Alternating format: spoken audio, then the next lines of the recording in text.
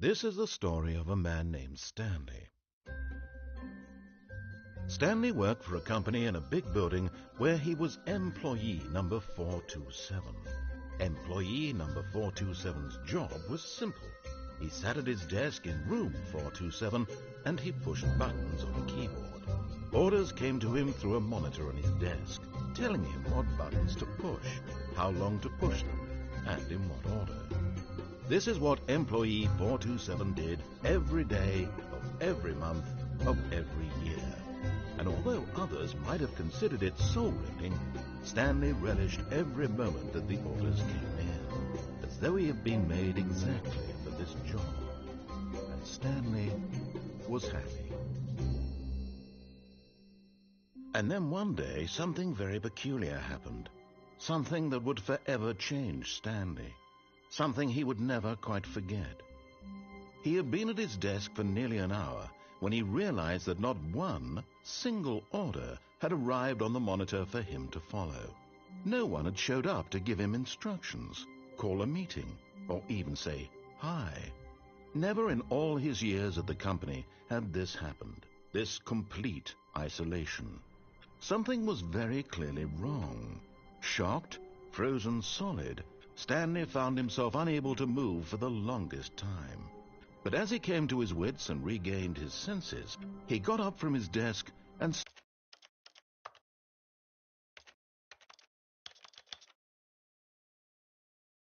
stepped out of his office.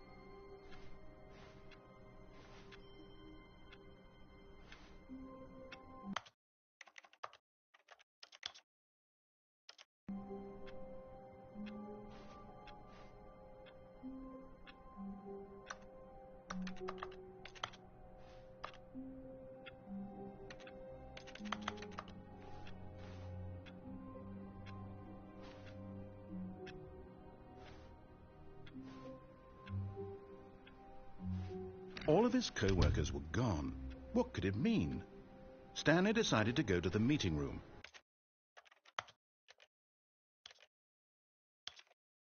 Perhaps he had simply missed a memo.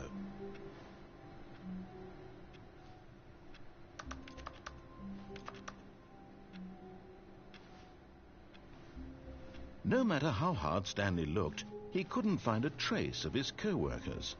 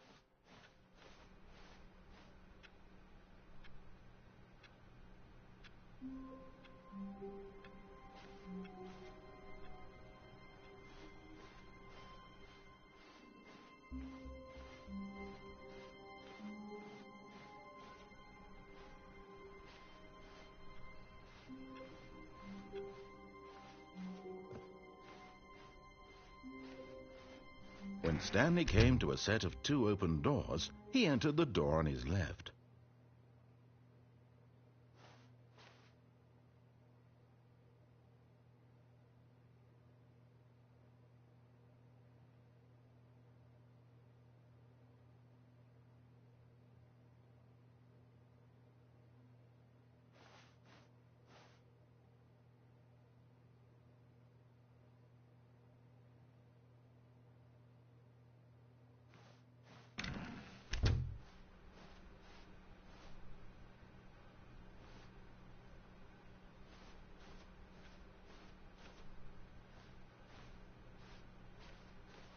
Yet there was not a single person here either.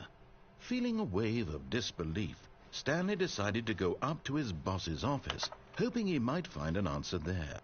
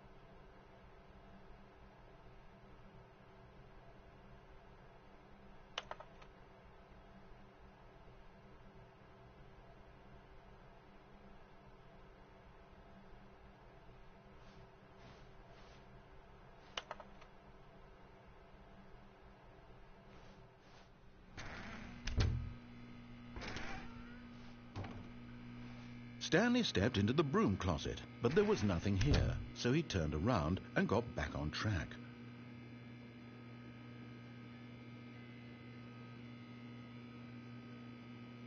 There was nothing here, no choice to make, no path to follow, just an empty broom closet. No reason to still be here.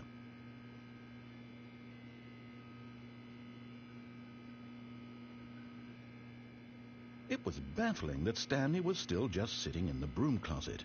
He wasn't even doing anything. At least if there was something to interact with, he'd be justified in some way. As it is, he's literally just standing there doing sweet FA.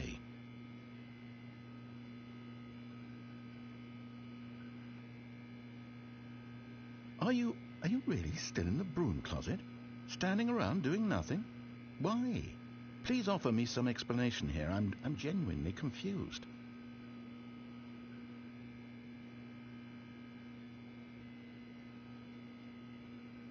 You do realize there's no choice or anything in here, right? If I'd said Stanley walked past the broom closet, at least you would have had a reason for exploring it to find out. But it didn't even occur to me because literally this closet is of absolutely no significance to the story whatsoever. I never would have thought to mention it.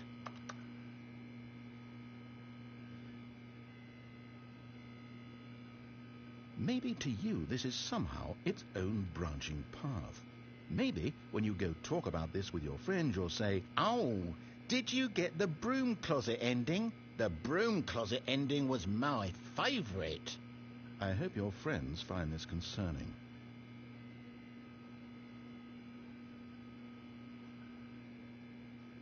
Stanley was fat and ugly and really, really stupid. He probably only got the job because of a family connection. That's how stupid he is. That or with drug money. Also, Stanley is addicted to drugs and hookers.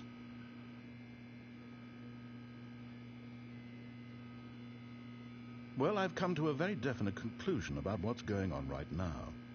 You're dead.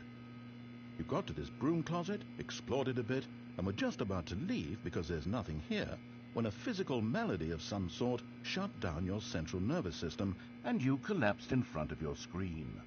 Well, in a situation like this, the responsible thing is to alert someone nearby so as to ensure that your body is taken care of before it begins to decompose.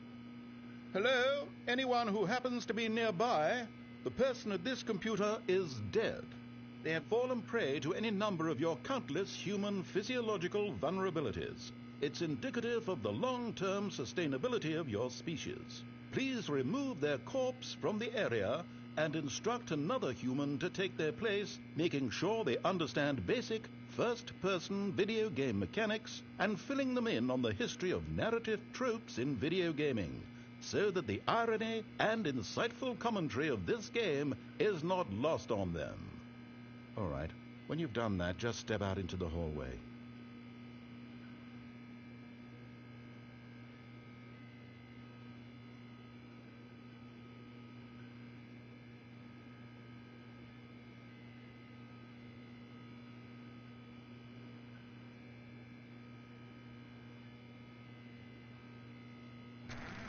Ah, second player. You too? Unbelievable. I'm at the mercy of an entire species of invalids. Perhaps there's a monkey nearby you can hand the controls to. A fish? Fungus? Look, you can hammer out the details. I'm not particularly picky. I'll just be waiting for when you're ready to pick up the story again.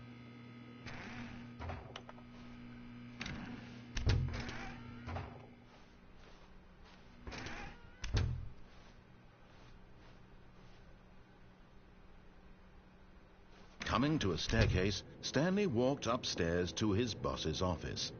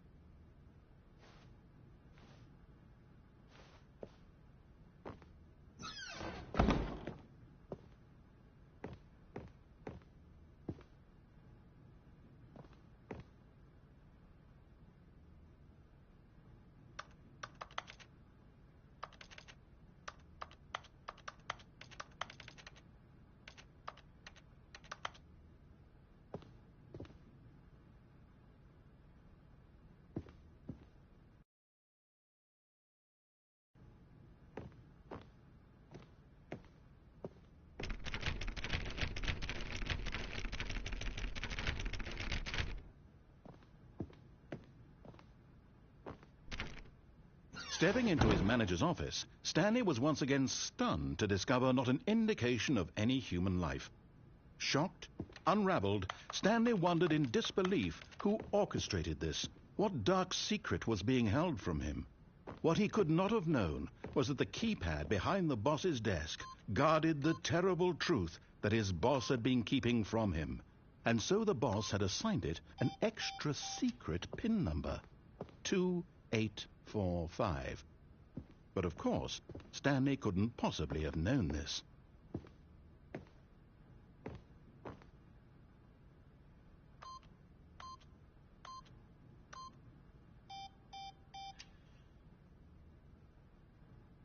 Stanley just sat around twiddling his thumbs. Trying to input anything on the device was useless, since he could never possibly know that the combination was 2845.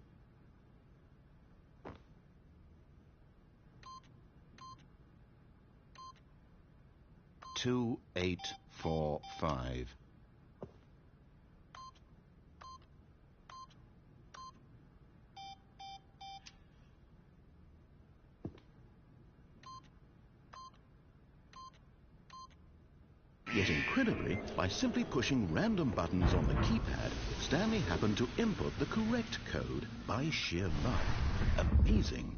He stepped into the newly opened passageway.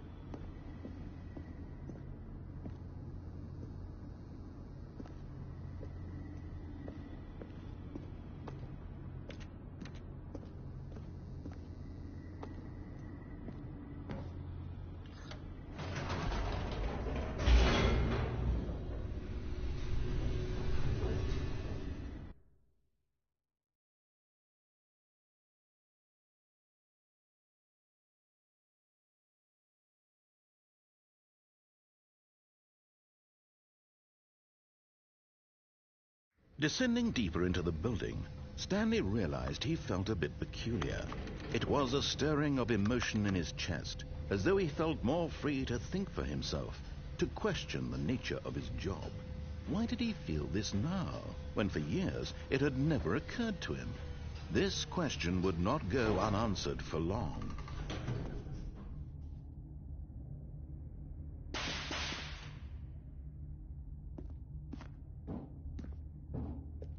Stanley walked straight ahead through the large door that read Mind Control Facility.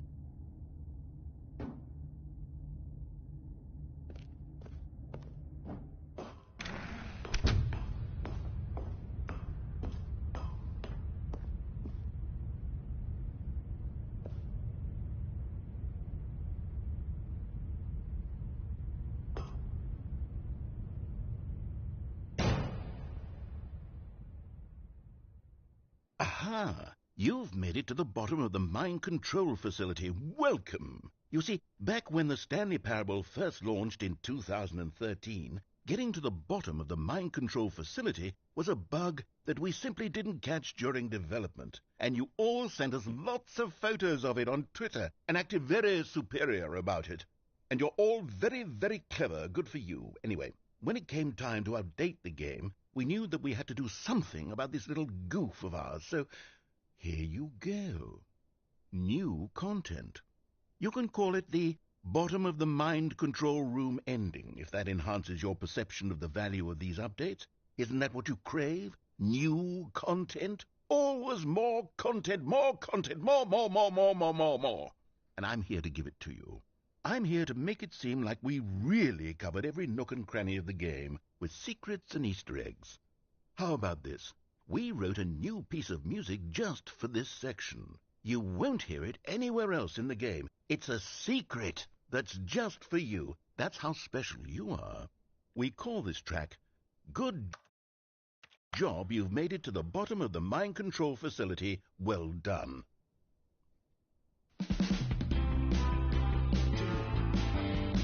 Good job, you did it. Good job. 3, 2, 1. Good job, you made it to the bottom of the mind control facility. Jumped on the catwalk. You should have been careful. You should have been careful. It used to be a bug, but now it's an ending. Now it's an ending. I believe in you, believe in your ability to cross this barrier and chase your dreams. But railings don't mean anything. Good job, you did it. Good job, you did it. Good job, you did it. Good job, you did it. Good job, you did it. Good job, you did it. Good job, you did it. Good job, you did it. Good job, you did it. Good job, you did it.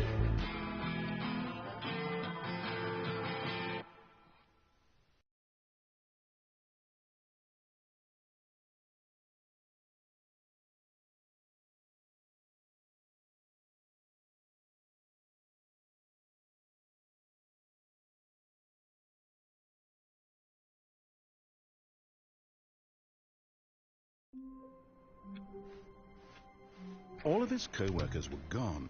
What could it mean? Stanley decided to go to the meeting room. Perhaps he had simply missed a memo.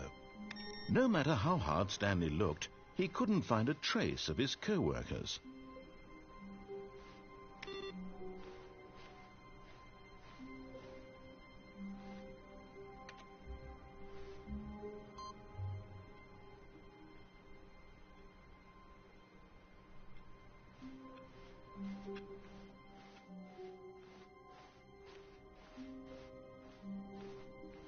When Stanley came to a set of 2 open doors, he entered the door on his left.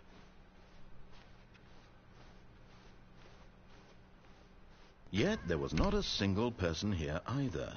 Feeling a wave of disbelief, Stanley decided, oh no, not again. I won't be part of this. I'm not going to encourage you. I'm not going to say anything at all. I'm just going to be patient and wait for you to finish whatever it is you enjoy doing so much in this room. Please. Coming to a staircase, Stanley walked upstairs to his boss's office.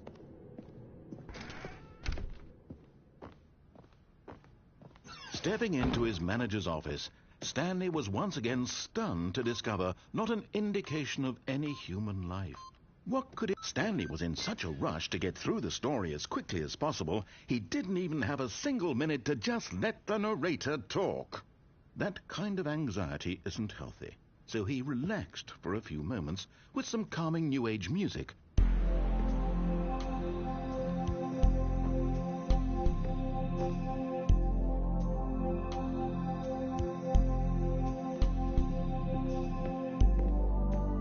Feeling soothed and rejuvenated, Stanley calmly walked forward into the opened passageway.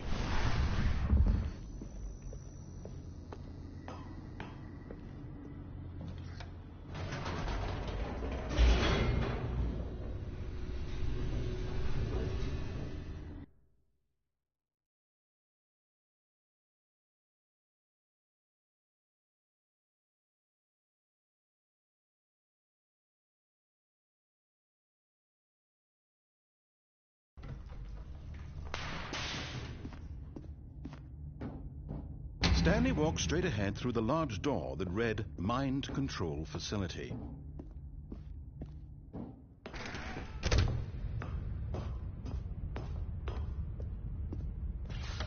The lights rose on an enormous room packed with television screens. What horrible secret did this place hold? Stanley thought to himself. Did he have the strength to find out?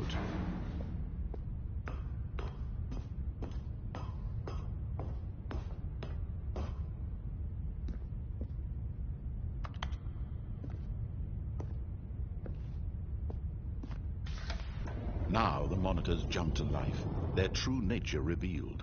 Each bore the number of an employee in the building, Stanley's co-workers. The lives of so many individuals reduced to images on a screen, and Stanley, one of them, eternally monitored in this place where freedom meant nothing.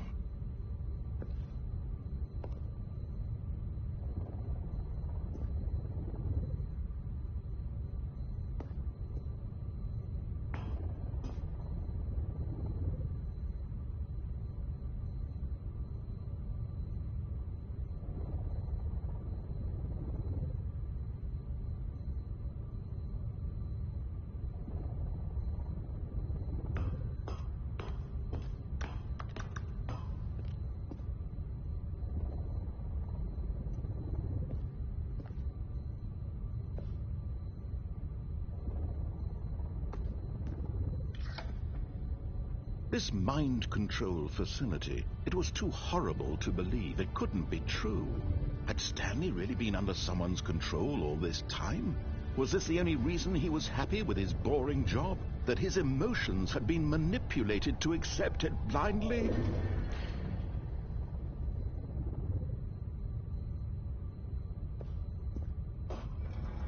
No, he refused to believe it. He couldn't accept it. His own life in someone else's control? Never! It was unthinkable, wasn't it? Was it even possible? Had he truly spent his entire life utterly blind to the world?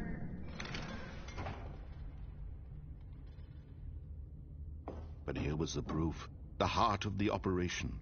Controls labeled with emotions, happy or sad or content, walking, eating, working, all of it monitored and commanded from this very place.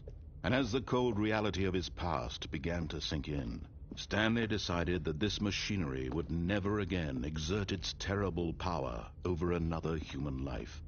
For he would dismantle the controls once and for all.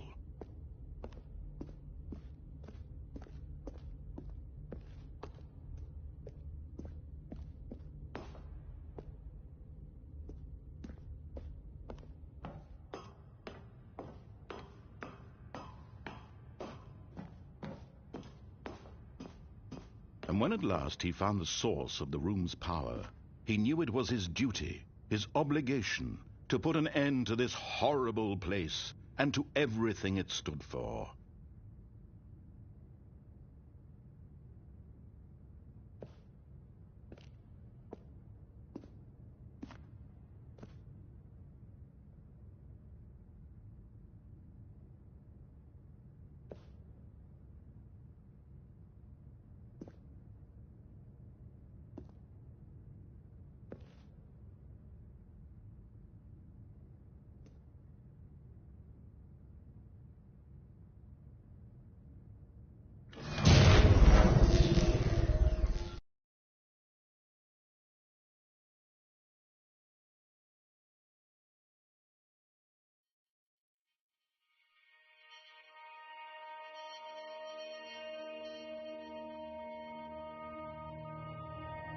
Blackness, and a rising chill of uncertainty.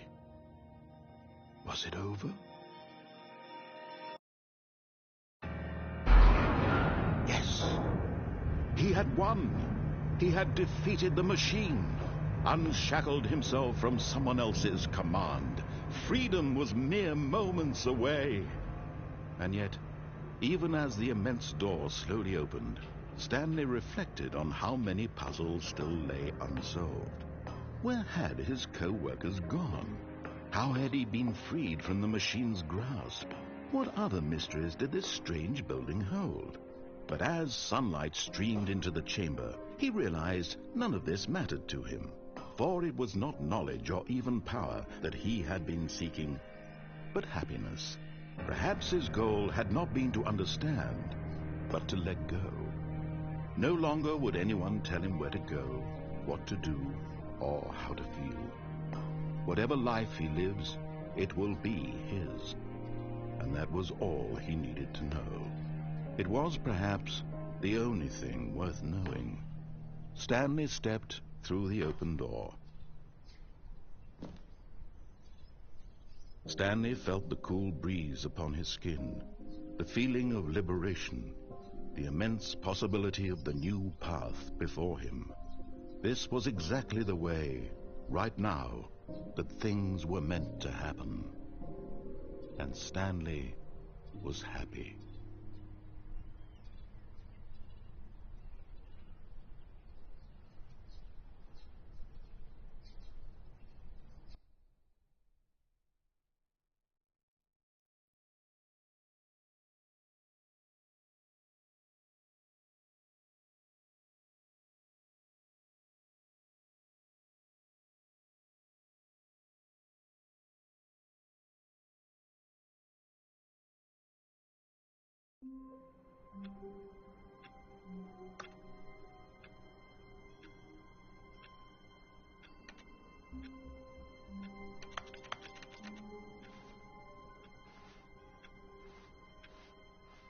All of his co-workers were gone.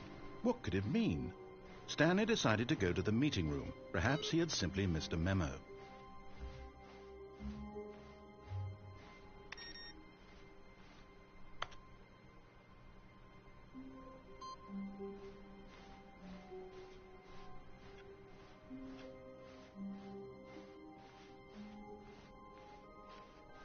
When Stanley came to a set of 2 open doors, this was not the correct way to the meeting room, and Stanley knew it perfectly well.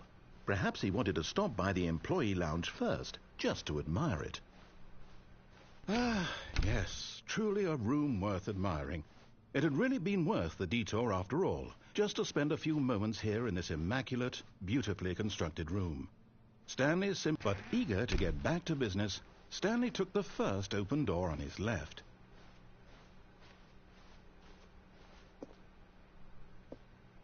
Stanley was so bad at following directions, it's incredible he wasn't fired years ago.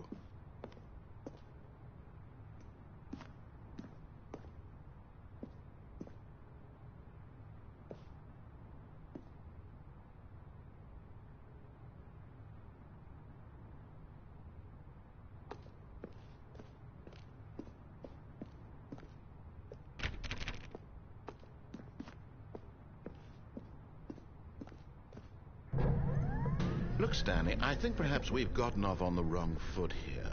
I'm not your enemy, really, I'm not.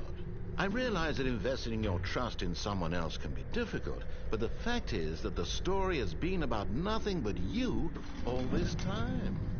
There's someone you've been neglecting, Stanley. Someone you've forgotten about. What? Really? I was in the middle of something. Do you have zero consideration for others? Are you that convinced that I want something bad to happen to you? Why, I don't know how to convince you of this, but I really do want to help you, to show you something beautiful. Look, let me prove it. Let me prove that I'm on your side. Give me a chance.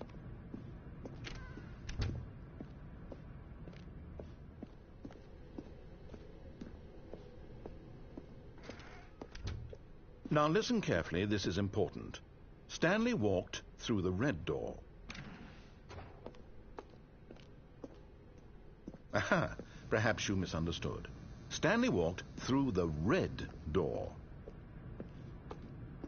I still don't think we're communicating properly. Stanley walked through the red... All right, fine, go ahead, Stanley. You want to know so badly what's out there? You want to find out what lies at the end of this road you've chosen? Well, don't let me stop you.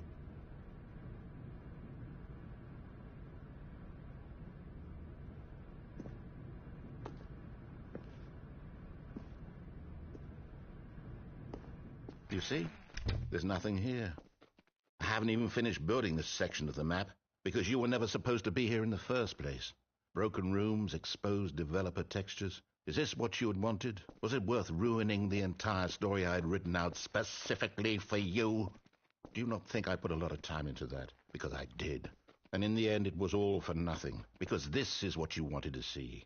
Help me here, Stanley. Help elucidate these strange and unknowable desires of yours. What would have made this game better? What did you want to see? Vehicles? Skill trees? Work with me. You've given me absolutely nothing so far. Tell you what, let me take a stab in the dark at a new design, and you can give me some feedback. There we go. A third option. This already feels leaps ahead of where we were before. Go ahead, Stanley. Take it for a spin.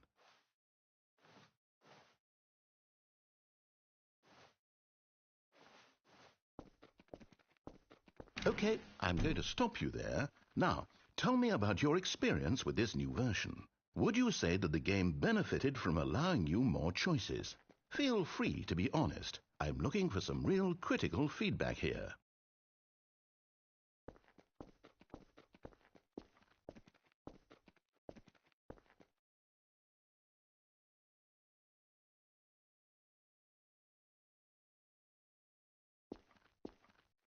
Okay, so we're getting somewhere. Clearly there's something here that speaks to you. If I can be honest here, I really don't have any idea where I'm going with this. This whole third door thing was just a stab in the dark.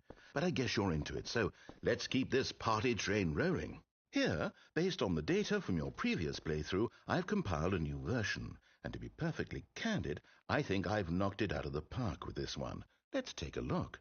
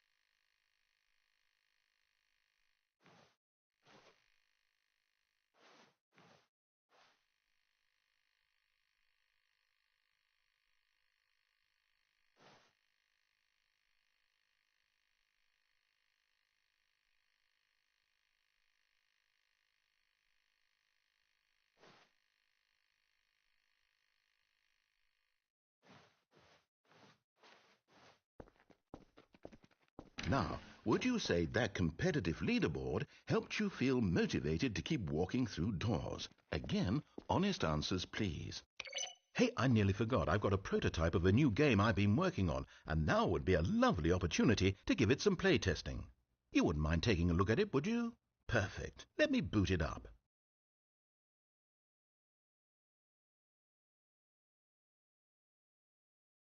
In this game, the baby crawls left towards danger. You click the button to move him back to the right, and if he reaches the fire, you fail. It's a very meaningful game, all about the desperation and tedium of endlessly confronting the demands of family life. I think the art world will really take notice. But of course, the message of the game only becomes clear once you've been playing it for about 4 hours. So why don't you give it 4 hours of play to make sure it's effective? Be sure to keep notes on your experience.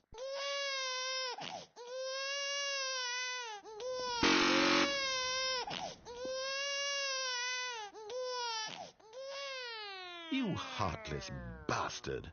Did you do it because you hate babies or purely to spite me? Because if it's the latter, well, I don't know what to do. I'm completely out of ideas. I can't think of a single thing that might improve the experience for me. I'm not even going to try. I'm out. I'm done. It's over. Thank you for playing. Your input was extremely valuable. Oh, hey, since my game was so awful, why don't we play someone else's game, just to ease the pain? Let's see. What do we have here? Yes, this seems like it'll work. Let's give it a shot.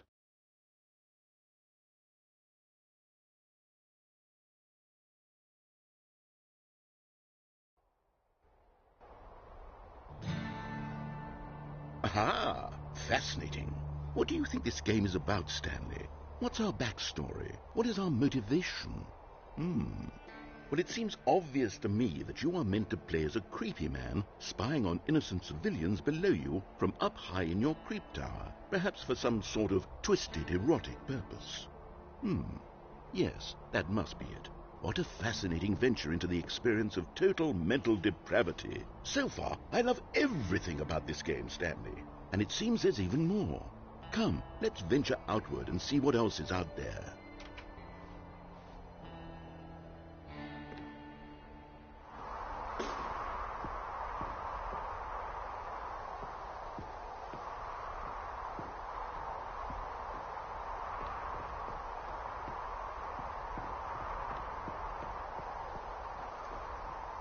Oh, no. No, it can't be. It is. It's an open world game. Good God, quickly, block it off. Oh, thank goodness, Stanley. What a close call. You nearly wandered off into that thing. That big, open, just wandering around. No right or wrong directions. No path to follow. You can just go in any... Oh, thank heavens we avoided it. We're out of the woods now, Stanley. Okay, I'm going to get us out of here. Let's find another game.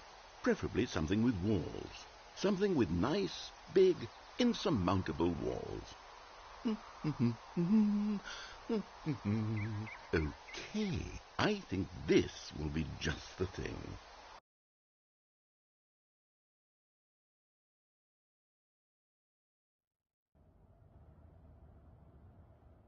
Wonderful. See, this is exactly what I had in mind. Just a nice big box for you to run around in. There isn't any possibility that you could get lost here. Now this is game design. Stanley, if you manage to get lost in this game, I will be phenomenally impressed. Okay, so what exactly do we do here? Let's see. There are lots of cars here in the back, but obviously there's no racetrack. Okay, I'm seeing that there's a ball of some kind back here. Is this game sports ball? Stanley, I think it's sports ball. Oh, what fun. We shall run the bases and do a touchdown together. Yes, I think surely we must. Okay, Stanley, here's the ball. Have fun.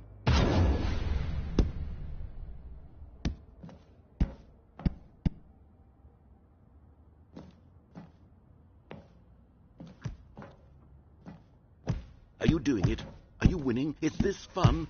Is it better than my miserable little story that I worked so hard on? Stanley, I have a thought, and I realize I'm not a sportsologist, but if one ball generates a certain amount... Hold on, what are you doing?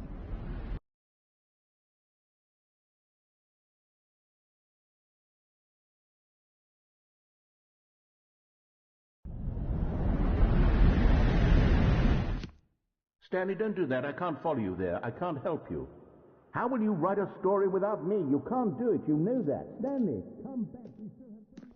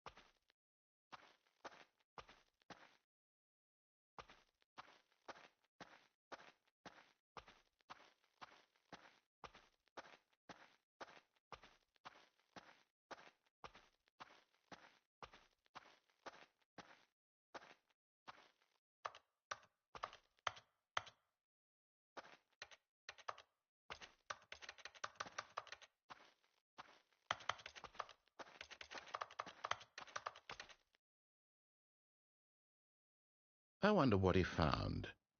If what he wanted was to be the leading man in his own story, well, perhaps he's gotten it, down in wherever he is right now. I wonder if he's happy with his choice, and if he's learned the heavy cost that comes with it. He'll understand soon what I was trying to tell him. He needs me. Someone who will wrap everything up at the end, to make sense out of the chaos and the fear and the confusion. That's who I am. That is what I mean to this world. Oh, yes. Yes, I'll be back. There's no other way. Once this ends, after it all comes to a close, then I'll be back. The end will be here soon. Very soon. I can wait.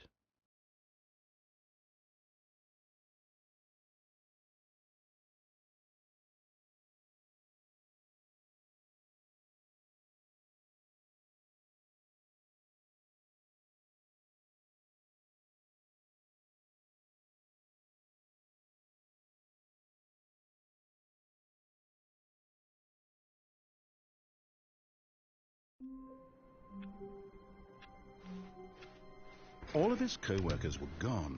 What could it mean? Stanley decided to go to the meeting room. Perhaps he had simply missed a memo.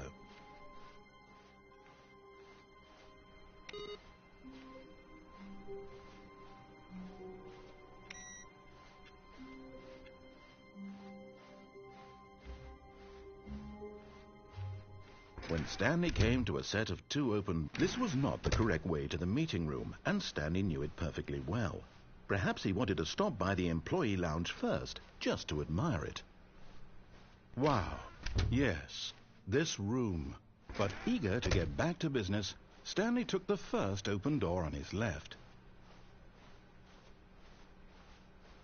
Stanley was so bad at following directions, it's incredible he wasn't fired years ago. Look, Stanley, I think perhaps we've gotten off on the wrong foot here. I'm not your enemy, really, I'm not.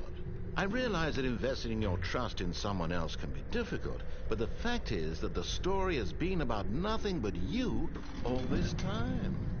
There's someone you've been neglecting, Stanley. Someone you've forgotten about. Please, stop trying to make every decision by yourself. Now, I'm not asking for me, I'm asking for her. This is it, Stanley. Your chance to redeem yourself. To put your work aside. To let her back into your life. She's been waiting.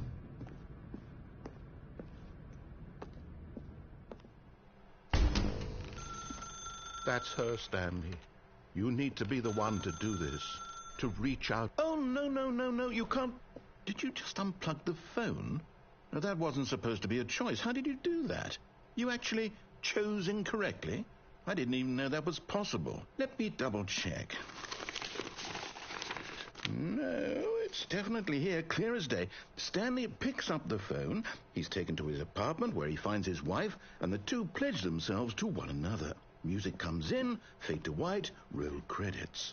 Not picking up the phone is actually somehow an incorrect course of action. How is that even possible? None of these decisions were supposed to mean anything. I don't understand. How on earth are you making meaningful choices? What did you... Wait a second. Did I just see... No, that's not possible. I can't believe it. How had I not noticed it sooner? You're not Stanley. You're a real person. I can't believe I was so mistaken. This is why you've been able to make correct and incorrect choices. And to think I've been letting you run around in this game for so long. If you'd made any more wrong choices, you might have negated it entirely. It's as though you completely ignored even the most basic safety protocol for real-world decision-making. Or did you not grasp the severity of the situation? Well, I won't have that kind of risk on my watch. I'm going to stop the game for a moment so we can educate you properly on safe decision-making in the real world. Please observe this helpful instructional video. Choice. It's the best part of being a real person. But if used incorrectly, can also be the most dangerous. For example, in this scenario, a hypothetical real person named Rupert has a choice. He could invent a machine that eliminates food shortages across the world to make life better for all people. Or he could spend years of hard work forgetting how to read. Which choice would you make? Remember that unlike here, the real world makes sense, and at no time should you make a choice that does not conform to rational logic. If you find yourself speaking with a person who does not make sense, in all likelihood, that person is not real. Allow the person to finish their thought, then provide an excuse why you cannot continue talking.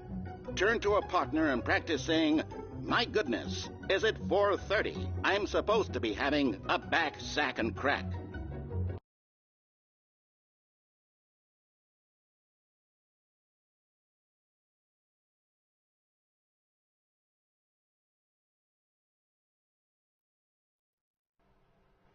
Excellent. Making choices on a regular basis is the best part to a healthy decision-making process.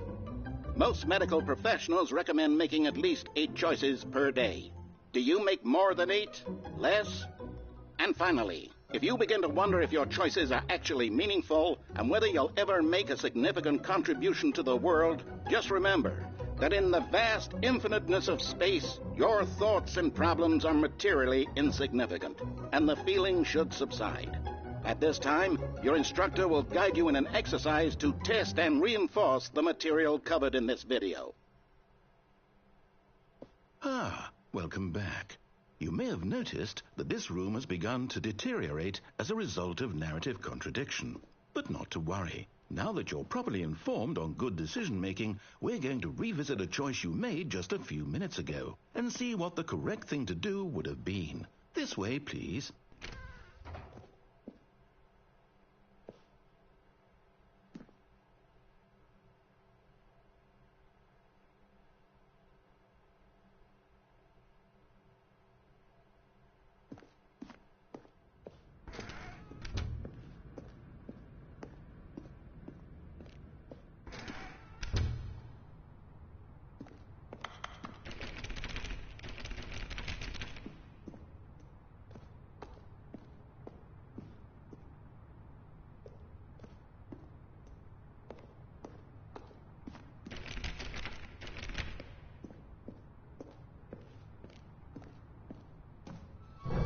Now that we know your choices are meaningful, we can't have you jumping off the platform and dying.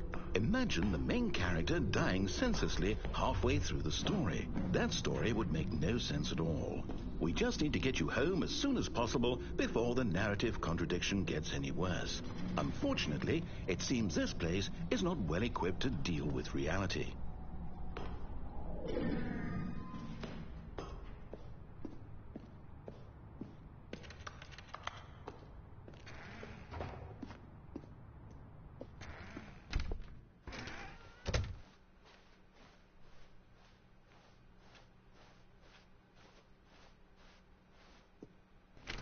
Almost there. You'll take the door on the left, back to the correct ending, the story will have resolution once again, and you'll be home free in the real world.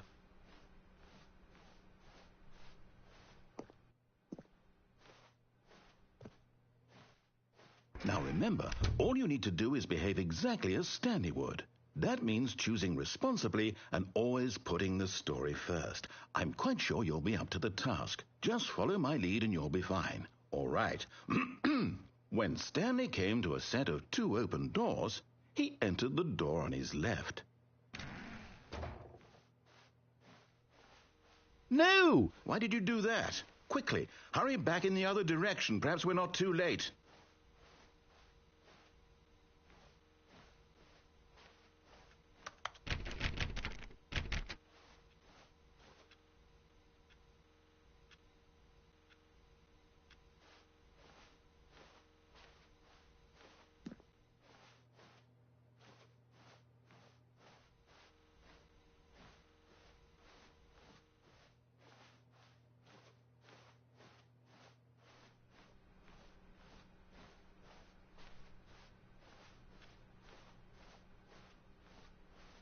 Oh, it's ruined.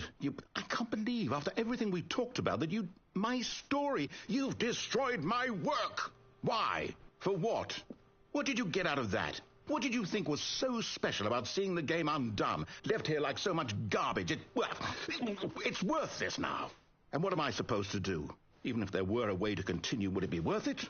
To know that my story is now incorrect? How can I go back to that? I can't erase that knowledge. I'll have to live with it forever, reliving its impossibility forever. I couldn't live that way. Is it better to shut the game down entirely? To willingly destroy all of my work? I don't know. What's the answer? What do I do? What do I do? What do I... No, I have to. I have to shut the game down. I have to. I have to.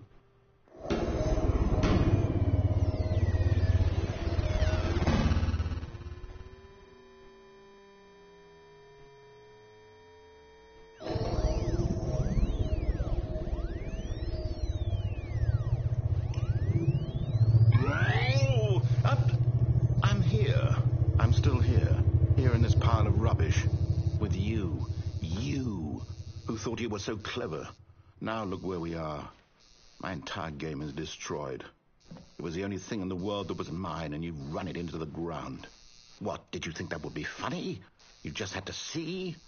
Didn't I impress upon you how important it was to be like Stanley?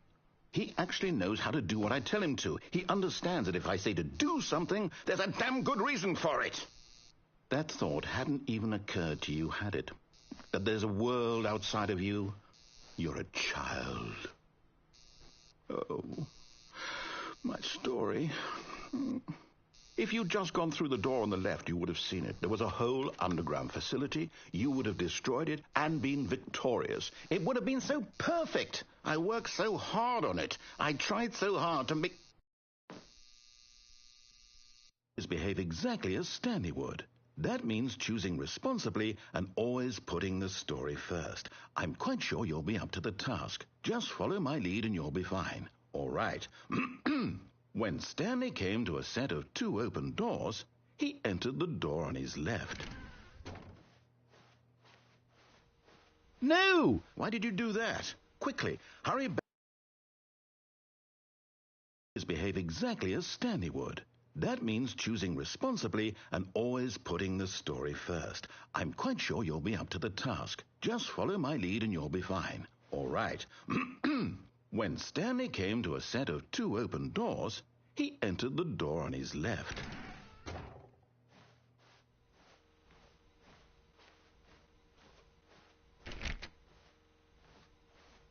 No! Why did you do that? Quickly, hurry back. Behave exactly as Stanley would. That means choosing responsibly and always putting the story first. I'm quite sure you'll be up to the task. Just follow my lead and you'll be fine. All right. When Stanley came to a set of 2 open doors, he entered the door on his left.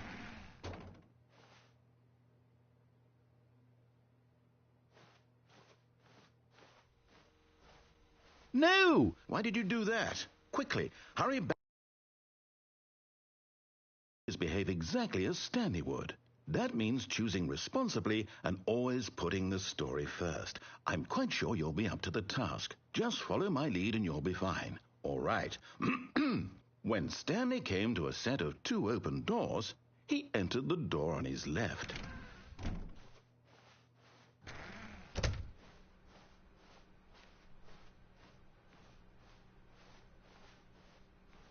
Yet there was not a single person here either. Feeling a wave of disbelief, Stanley decided to go up to his boss's office, hoping he might find an answer there. Coming to a staircase, Stanley walked upstairs to his boss's office.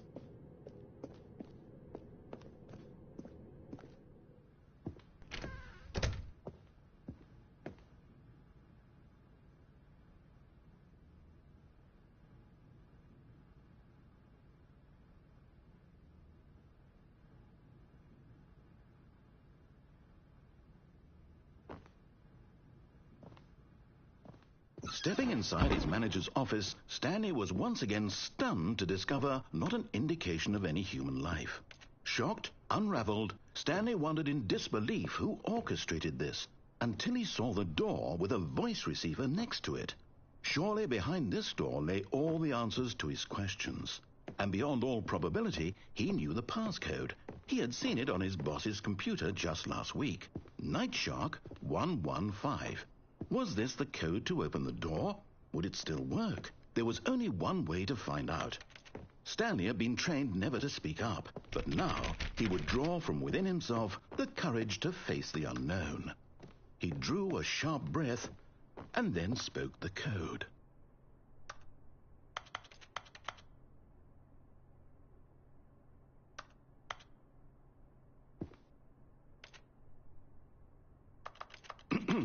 Stanley spoke the code. Night Shark 115. He spoke it into the receiver, right there on the wall.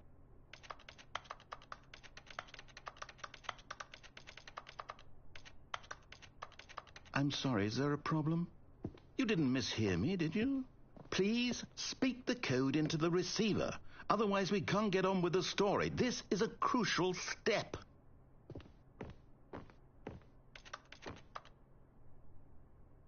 Okay, fine, you're not going to do it, but you know what?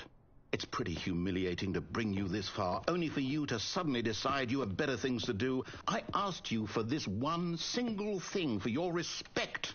The kind of respect Stanley shows for his choices. He knows what it means to take a story seriously. If you didn't want to see what I had to show you, then why did you come here? You had a choice, you know. You could have gone through the door on the right. You could have done whatever the hell you wanted over there. Why did you come this way? Speak. Say something to me. Explain yourself, you coward. You When Stanley came to a set of 2 open doors, he entered the door on his left. Stanley? Hello? Is everything okay? Stanley, please. I need you to make a choice. I need you to walk through the door. Are you listening to me? Can you hear me? Is everything all right? Stanley, this is important. The story needs you. It needs you to make a decision. It cannot exist without you. Do you understand me? Whatever choice you make is just fine. They're both correct. You cannot be wrong here. We can work together. I'll accept whatever you do. I simply need you to take that step forward, please. Choose. Do something. Anything. This is more important than you can ever know. I need this. The story needs it. So, you hear me? Are you there? Are you listening to this? Stanley, are you there? Okay. It's okay, I can wait. You need time to decide. Time to make sure your choice is correct. That is the best choice. That's all right. I'll wait for you to decide what's the right thing to do. Take as much time as you need.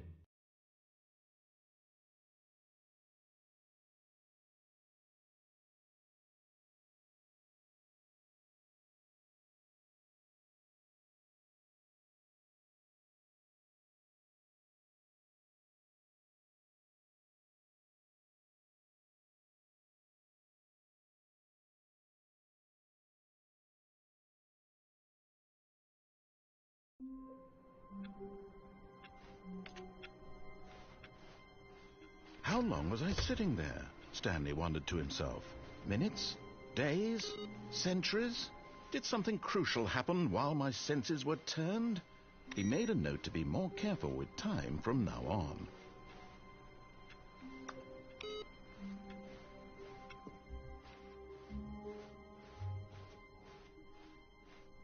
When Stanley came to a set of 2 open doors, he entered the door on his left.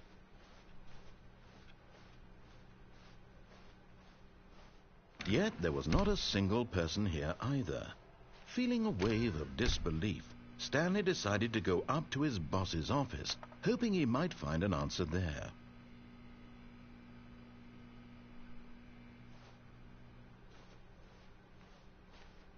Coming to a staircase, Stanley walked upstairs to his boss's office.